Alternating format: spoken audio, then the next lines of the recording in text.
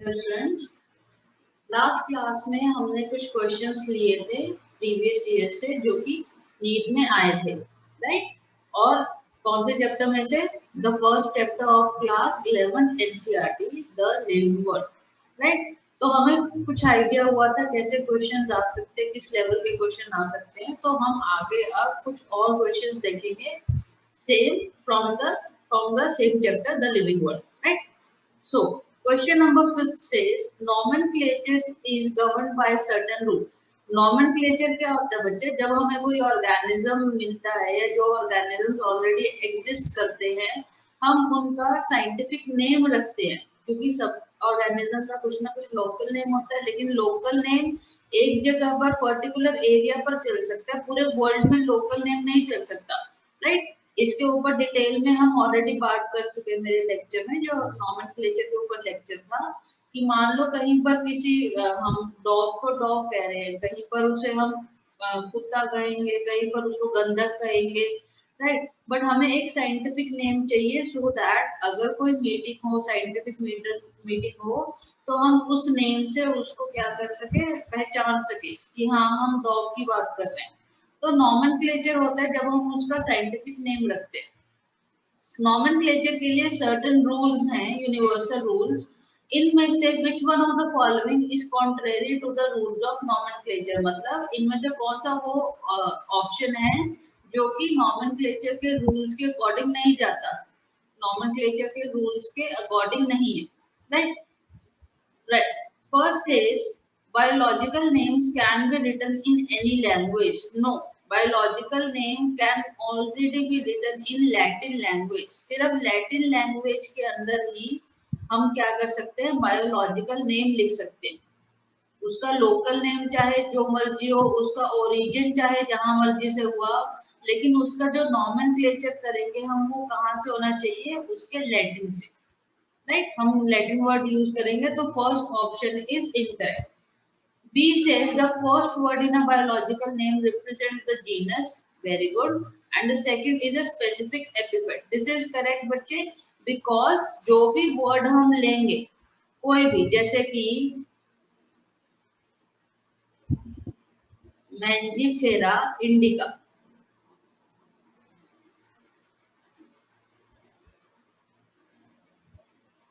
Right. ये किसका scientific name है? मैंगो का।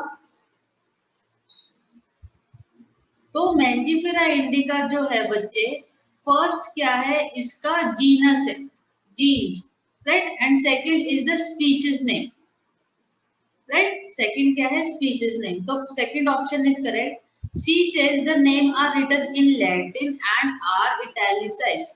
जब भी हम वर्ड को, इन वर्ड्स को बच्चे क्या करेंगे, अगर हम इसको प्रिंट कर रहे हैं, तो जब हम इसको प्रिंट करेंगे तो क्या होना चाहिए, प्रिंटिंग के टाइम, राइट। जब हम इसे प्रिंट कर रहे हैं, प्रिंटिंग के टाइम, या हम इसे किसी डॉक्यूमेंट में लिख रहे हैं, तो उस टाइम पर ये क्या होना चाहिए, लैटिन में होना चाहिए। Plus it should be italics, the font should be italics, right. और अगर हम इसको हैंड रिटन लिख रहे, जैसे मैंने यहाँ पर लिखा, तो क्या रूल्स है, हैंड रिटन के अंदर हमें दोनों को अंडरलाइन करना पड़ेगा। जैसे मैंजीफेरा इंडिका, जीनस नेम क्या होना चाहिए, जीनस का फर्स्ट अल्फाबेट क्या होना चाहिए, कैपिटल, और स्पीशीज का फर्स्ट अल्फाबेट शॉर्ट होना चाहिए, और दोनों को इंडिविजुअली अंडरलाइन करना पड़ेगा। When written by hand, the names are to be underlined.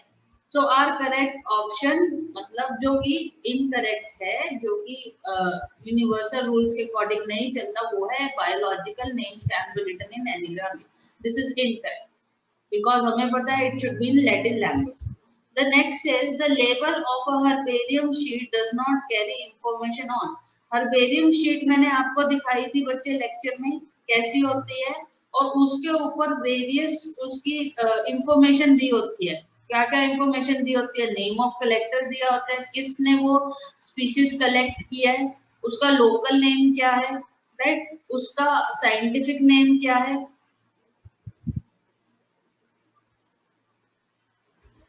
उसकी डेट ऑफ कलेक्शन भी लिखी जाती है, राइट। बट उसका हाइट नहीं लिखी जाती, height of plant is not written बच्चे। Because height will change gradually for a plant, तो हाइट एक कोई इंडिकेशन नहीं है और इसकी इंफॉर्मेशन हम नहीं लिखते, right. So C option is incorrect. Height of plant हम कभी भी नहीं लिखते हर पेजेंट शीट के अंदर, right. Now next question, match column 1 with column 2 for housefly classification and select the correct option using the code given। तो यहाँ पर देखो एक फैमिली ऑर्डर क्लास फाइलम दिया हुआ है और साथ में किसका दिया हुआ है बच्चे, ये this is a scientific classification taxonomic category of a house fly, right. तो हाउस फ्लाई के बारे में इन्होंने क्लासिफिकेशन दी है। अब हाउस फ्लाई की अगर हम क्लासिफिकेशन पढ़े बच्चे, तो मैं डिटेल में बताती हूँ यहाँ पर। स्पीशीज नेम हाउस फ्लाई का क्या होएगा,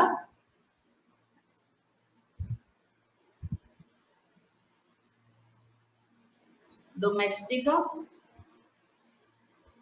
जीनस नेम क्या होएगा, Musca. The scientific name of house fly is Musca domestica,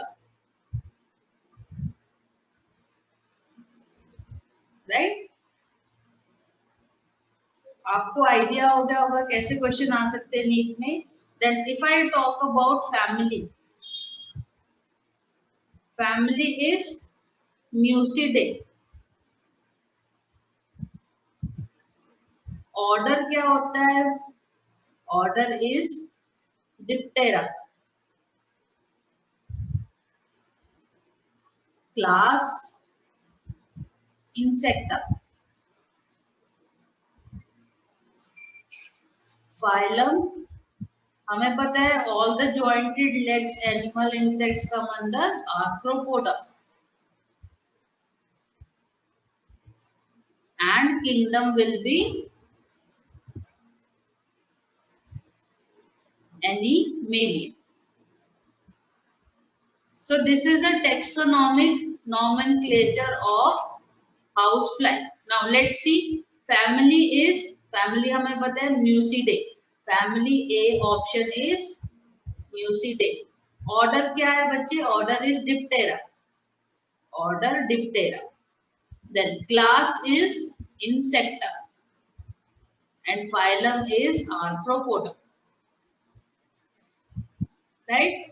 तो आपको ये याद होनी चाहिए अगर आपको ये करेक्ट ऑप्शन मार्क करना है। Now let's see, B is 1, A is A3, A का 3,